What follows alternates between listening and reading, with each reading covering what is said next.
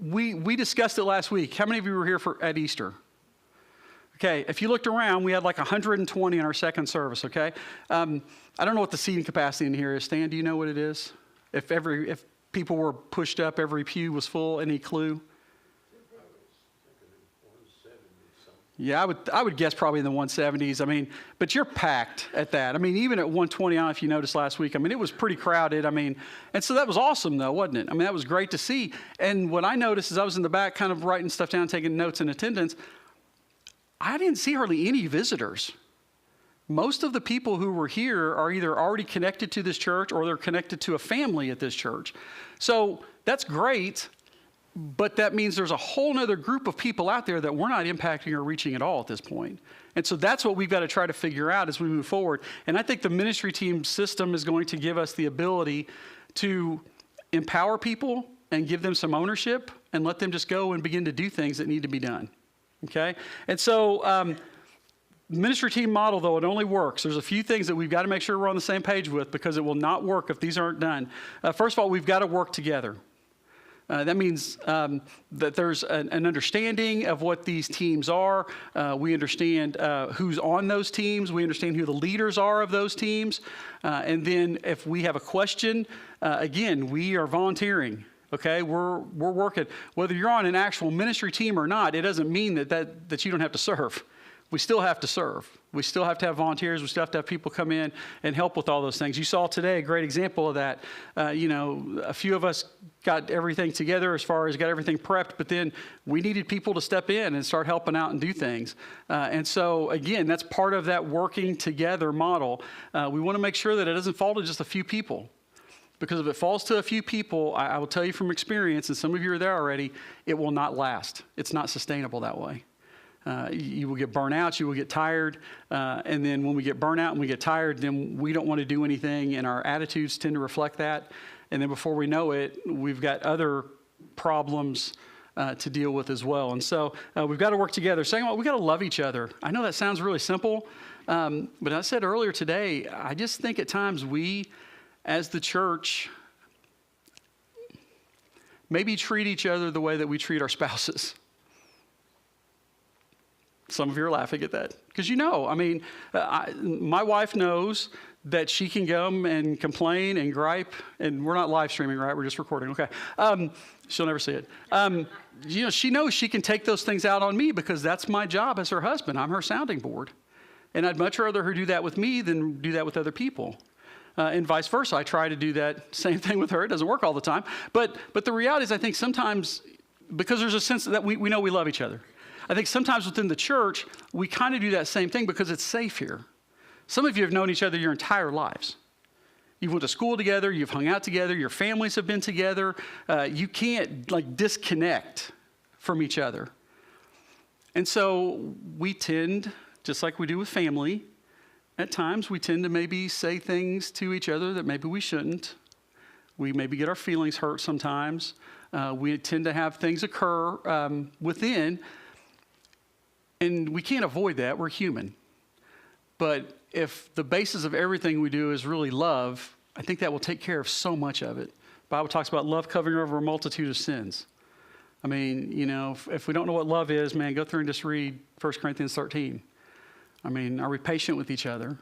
Do we put each other's needs before our own? We got to love each other. Second or third, we got to be open to new ideas. This is when, we were cool. Everybody was cool with working together and loving each other. And now it's like, new ideas. Hold on a second, Rob. That's a little crazy. Again, I'm arguably the most conservative person you're ever going to find on the planet. I really am. I'm very traditional in mind. But I also know after working with students for 20-some years, I had to become open to their culture. I had to understand what was going on around them. I had to be able to relate to them in some way, to know what kind of music they were listening to know what kind of video games they played, to know what kind of things were important to them. It doesn't mean I liked all of it, but I couldn't really speak to them on their level unless I understood at least some of the basics about it. We have to be careful in the church that sometimes we get so locked in to what we've always done that we think anything outside of that is wrong. And again, the Bible says to test everything. So if we offer or we put a program together or we say something and you're not sure about it, please come talk to one of us. That is not going to offend any one of us as leadership. We want that kind of communication. But we do know that if we're going to branch out and reach a whole nother generation of people, we're going to have to be open to some new ideas. We're going to have to try some things that are probably going to be a little bit uncomfortable. Okay? And so, again, it's part of it.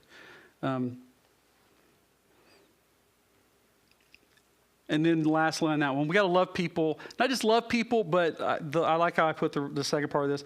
The way that Jesus loves us. I don't know about you, but I mess up a lot. I know most of you don't. But I mess up a ton, like all the time. And, I let people down. I've let some of you down as your minister. I let people down as their friend. I let people down as, a father, as a spouse. I mean, all the time I mess up. And it's very seldom ever intentional.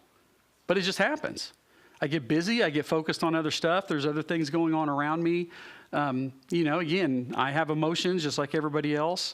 When Dee said about getting emotional, I almost got emotional then just because she said it. The reality is that's just part of who some of us are. But what I have to do, what I have to constantly remind myself of is everybody's not exactly like me. Not everybody has the same background that I have. Not everybody has the same understandings about certain things or likes or dislikes that I have.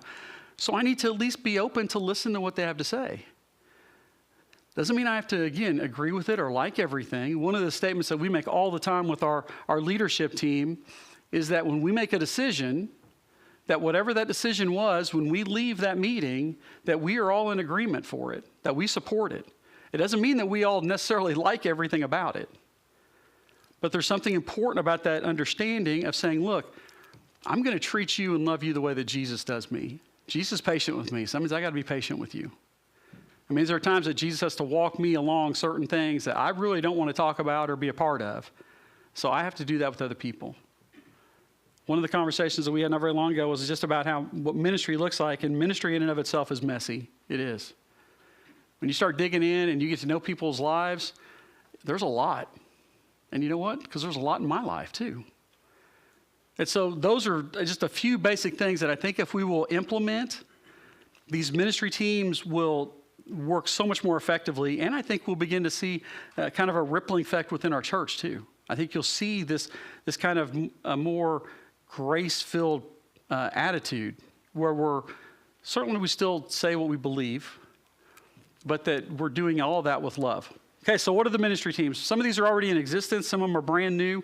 All of these descriptions go into more detail at the back table. There's some of those that you can take that are kind of more of a job description. When we put these together, I told the guys, look, these are works in progress. So some of the things that we have on there may change. We may add some things. We may take away some things. There's always going to be kind of an ebb and flow with what we're doing. But these are the ones that we feel like the ones that were already in existence and the ones that we felt like that we really needed to get going. First and foremost, we've got to get a youth and children's team going. We have got to do something that's a little more structured, that's a little more concrete to help minister to the kids of this community. If you come in on Wednesday nights, or many of you have helped with VBS or some of the other things we've done in the past, man, you see it. I mean, these kids are lost. They don't have anything. It's not that they don't want it or desire it. They have nothing. They have no positive role models in their life. I always say it, and it's not a joke. Like, you walk around this community with Dave Gwynn, he's a rock star.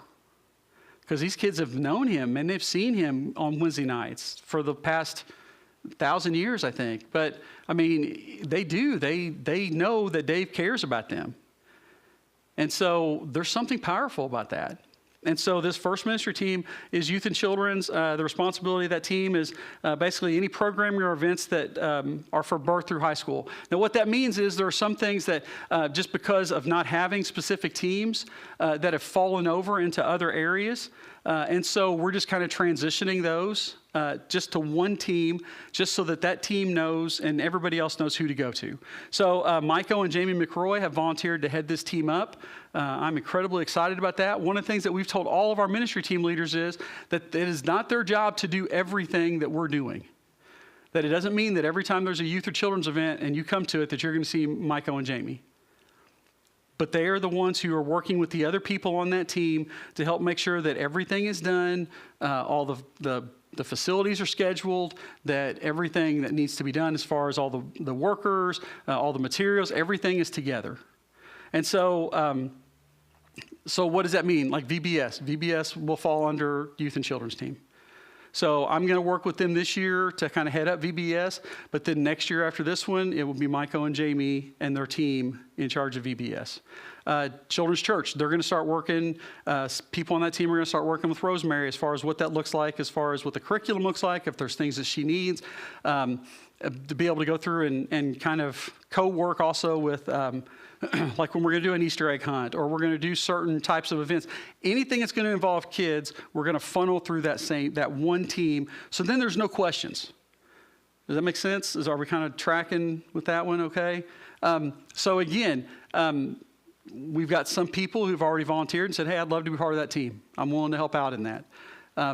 If that's where your heart is leading, then fantastic. Because you'll see when we get done here what those next action steps are going to be as we move forward. But so that's the first team. We're creating that team, the Youth and Children's Team. The second one is Building and Grounds. That kind of already exists, but right now we call that Dave Gwynn. And so one of the things that we're going to try to do, in the past, it's been up to the trustees. That was kind of one of their responsibilities. And so we're shifting some of that away to an actual Building and Grounds team. So the nice part about this now is that anybody can be part of Building and Grounds. In the past, if you wanted to be in one of those capacities, you had to be a trustee, or you had to even be a member of the church. Anybody can serve. If somebody wants to show up here and help, Mike's got a work project that they're doing that day for Building and Grounds, and somebody wants to show up for it, I don't care if they're a member here or not. If they volunteer and they want to be here, fantastic, let's put them to work. So the reality is that we want to, again, open this up. We have so many people within this church, men and women, who have so many skills when it comes to this stuff. We've got to free them up.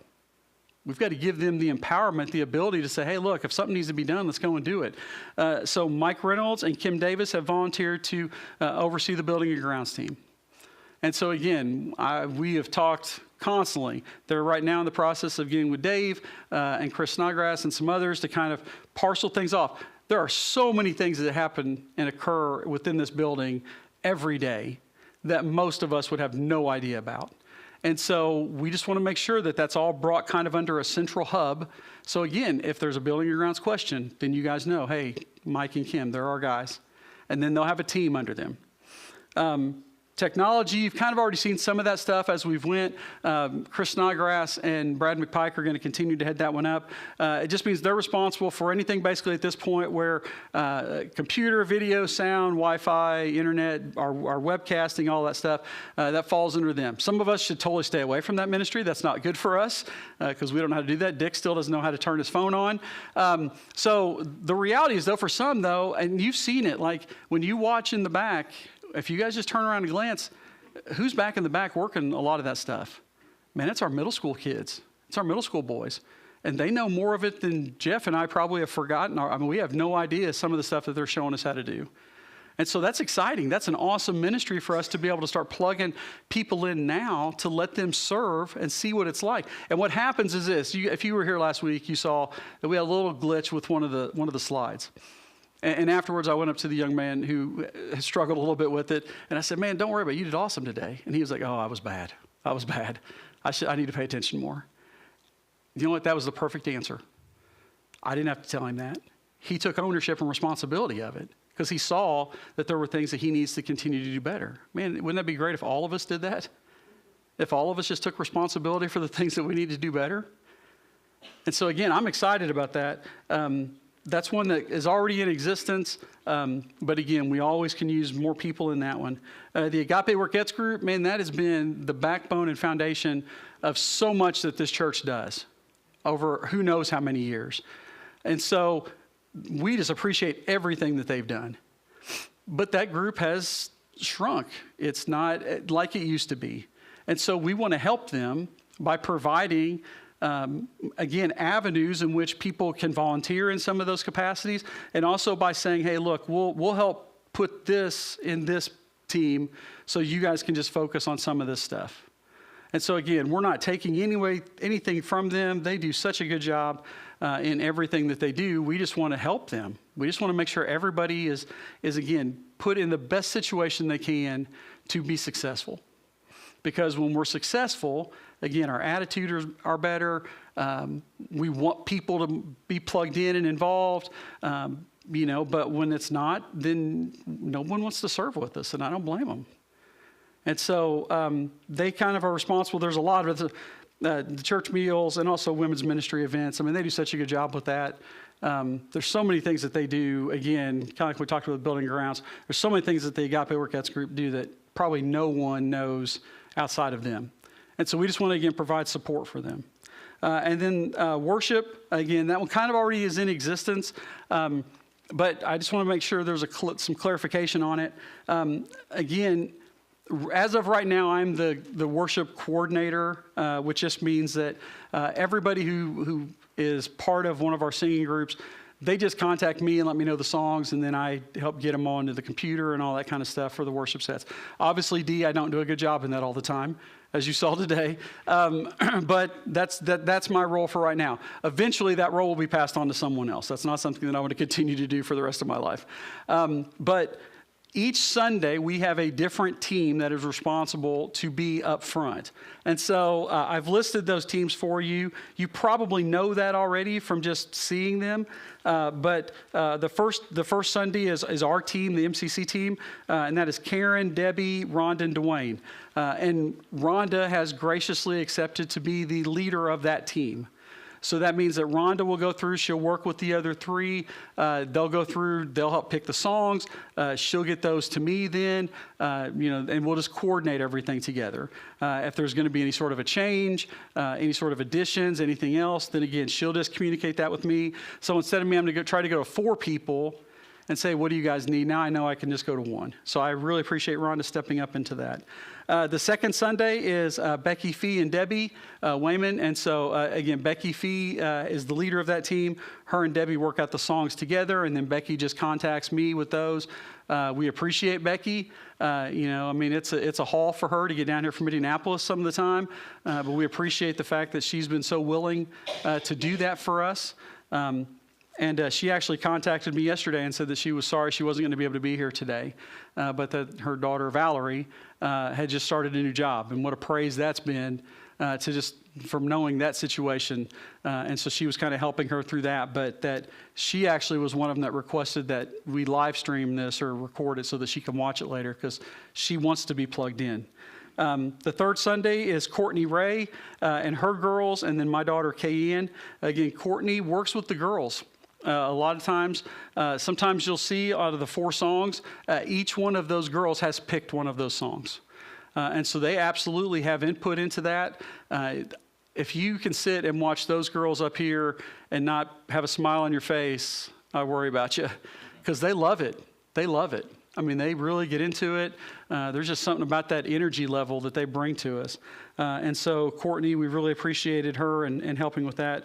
The fourth Sunday, that's Susan and Rachel. Again, we appreciate them and being willing to come and work with us.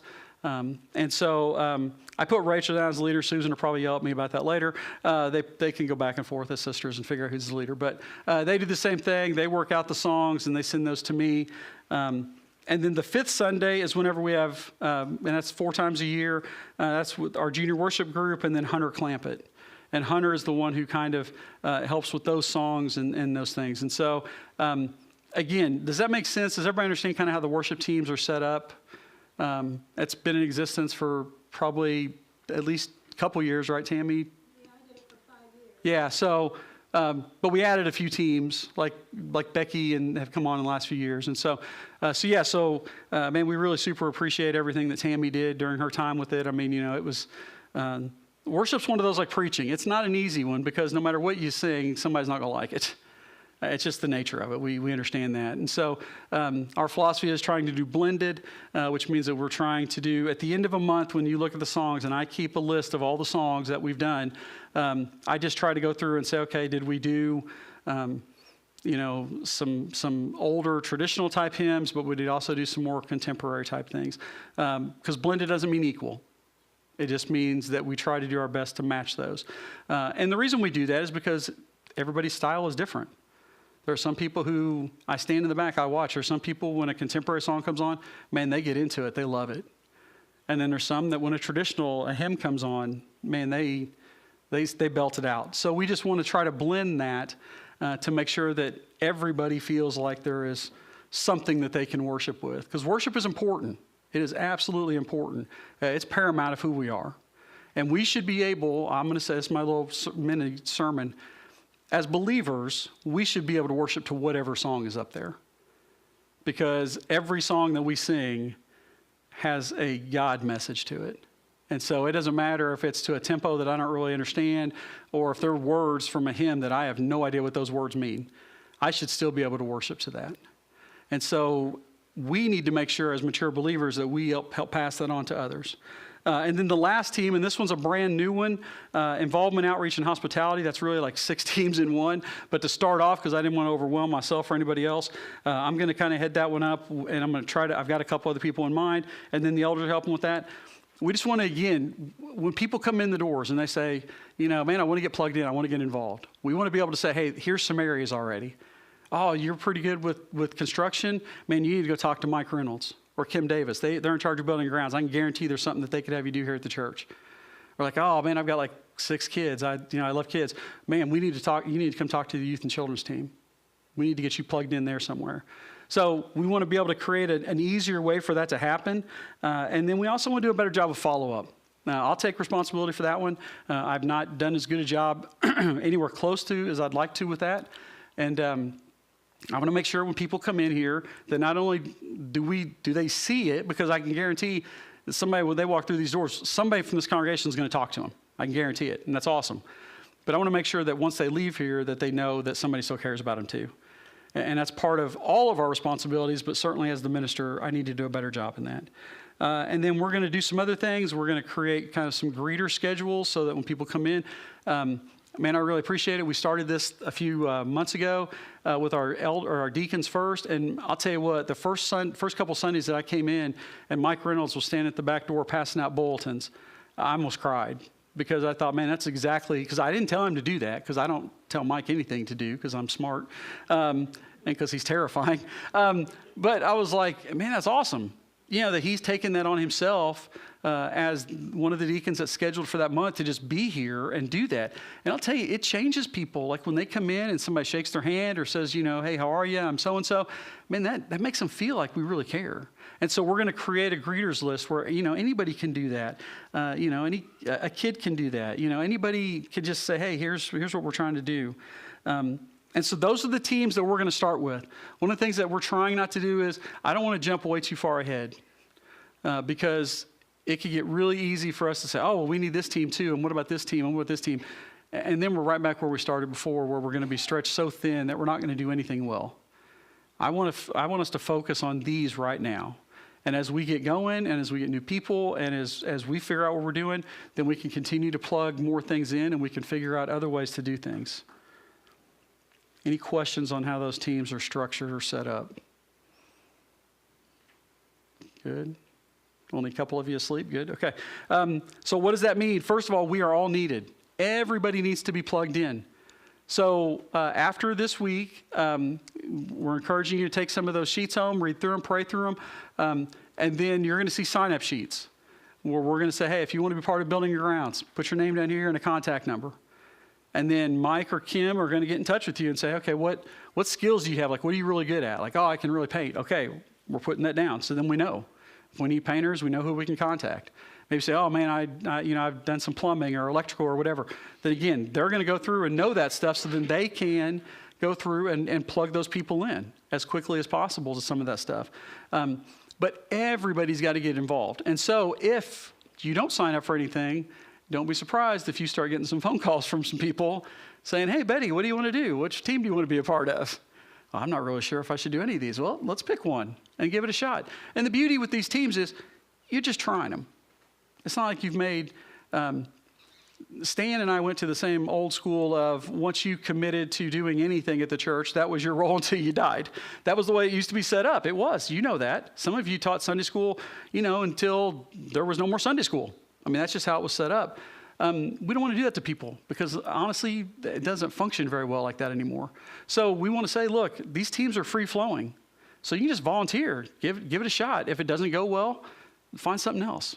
There's going to be something that God's going to lead you to that you could get involved and plugged in. So we're all needed.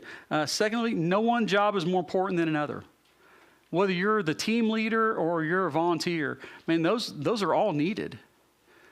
The only reason we have to have team leaders is so that we have somebody who we know is the point of contact. That's really the nature of it. If there's no volunteers under those teams, nothing's going to get done anyway, or very little is going to get done. So we want to make sure that everybody understands, whether, you've got some high-end skill that you can come in and do, or if you just say, hey, I'll come over and help pick up trash, or I'll help do this. Man, all that stuff is important. Every bit of that is. And if you don't think of that, stop and think about what Jesus always said. If you want to be the greatest in the kingdom, you got to be the least. You want to be the master, you got to be the servant. I mean, we've got to be willing to help step up and do things. I had to tell Dick 3 times to tell Betty to come over here and stop cleaning up because that's just her nature. She's just a servant. But we want to make sure that everybody, again, and that's the last one, is that we all need to serve. And that is we're all stepping up and we're doing all those things. What happens is it becomes contagious. And then what happens even more so is the load is lightened. That's the key. So it's not one person trying to do all of the maintenance here at this church. There's too much. But if there's 6 people, 7, now everybody's got a role. Everybody's got a certain thing that they're doing. Everybody's got things taken care of. I'm sure Rosemary and AJ would love to have more helpers in junior worship. Because the more helpers they have, what does that do? That means that the numbers they are responsible for now are lessened. Instead of Rosemary trying to handle 6 or 7 kids, now she's only really trying to work with 3. And she can be so much more effective with 3 than she can with that 6 or 7. And that's all it is. It's just about us helping work on those numbers. So what's next? First, I want you to read through the job descriptions. Like I said, they're back in the back. If there's any of these that you saw that were like, okay, I'm kind of interested in that. Some of you are probably thinking, well, I'm already plugged into some of those things. And that's fine. We're not telling you that if, you were part of something that you have to quit it. Wherever you feel like God is leading you, we're not trying to put people in places. We really want God to do that. And so read through those and then ask team leaders questions. If you go through and you read through the building and grounds, and you're like, okay, I'm not really sure what some of this stuff means or whatever, then contact Mike or Kim and they'll walk you through it. If you're like, I'm really interested in helping with youth or children's, but I'm not sure what all that details, then contact Miko and Jamie, and they'll be more than happy to talk to you about it. If you say, man, I kind of like to get plugged into worship, then go through and talk to Rhonda, talk to one of the other team leaders that are on worship. Okay? Just figure out what those things are, and then step into them. Next, I want you to pray about those teams. I want you to pray about what areas you really want to get involved and try. The nature of how most of us operate is that fear tends to dictate most of our decisions. And so we look at it and say, I'm not sure I can do that. I'm not going to be very good at that. You never know until you try it. And I can guarantee you come in, you work with sound and video, and you butcher the whole thing. Trust me, there's nothing you can do any worse than Jeff and I do every week. It's okay. You just give it a shot. We just want people to again, make that effort and pray about it. The next one is very, very important, and I think probably more important than maybe some of the other stuff we talk about. I want you to discuss that commitment then with your family. I want to make sure that your family understands what it is that you are committing to, because every commitment that we make takes us away from something else. And the last thing I want us to do is pull people away from their families. Our families are already pulled in so many different directions the way they are now. So I don't want to do that. I don't want to add any more to that load. But what I do know is that there are certain places in which I know God is calling some of us. And more than likely, when you sit down and you have that discussion with your spouse or your kids or whoever it is, and you just say, look, I think I want to commit to this. It's going to be a little more time. So we'll have to be, kind of creative in how we work through some of these other things. If God wants you to do it, he's going to make the time available. But I do want you to discuss it with them. Jump in and serve. just give it a shot. Just give it a shot. I love watching Dwayne when he's here on Wednesday nights with the kids, because Dwayne also goes through and he subs a lot, so a lot of the kids know him, and so they're not sure how to interact with him if they don't know him very well, like if he's going to be sub Dwayne or if he's going to be Miss Rhonda's husband, Dwayne. And so it's really funny to watch the interaction between them, because sometimes Dwayne will play it up and he'll do a little bit of both. Like if it's a kid who gave him a hard time over at the school, he's sub Dwayne here. But the rest of the time, man, he's just hanging out with kids. That's awesome. And he probably wouldn't have done that if he wouldn't have just made the effort and said, I'm going to jump in and give it a shot. And then pray for all the teams, because every team needs to be successful. Because the more successful every team is, then that means the more successful the body is. And the more successful the body is, then it means that we are going to be so much more successful in reaching out to a world that absolutely needs to hear about Jesus. And so this isn't replacing the gospel. This is just figuring out another way for us to disseminate and parcel this stuff out so that everybody hears about it. Now, I know some of you are thinking, man, I'm too old, I'm too young, I'm too busy. Whatever the two is, you've got that already. I'm too new, whatever. All I'm asking is that when you leave, you just pray about it. And if God tells you that same thing, I'm not going to argue with God. I won't argue with him. But really listen for his answer. Because I'm telling you, I don't know how many people we have in here, but if just everybody who's in here stepped up and got involved in one thing, can you imagine how much more we would get done and accomplished than what we're able to do with just a few people? I mean, that's what God does. God takes the little and he makes it big. That's it. I'm done. You have any questions? Is anybody still awake? Is it hot in here? I'm dying. It's like 1,000,000 degrees on the stage. And I'm fat, which is bad too. Nothing? Well, you really want to get out of here. All right. Okay. All right. So again, all the information stuff is back there. Please go through, read about it.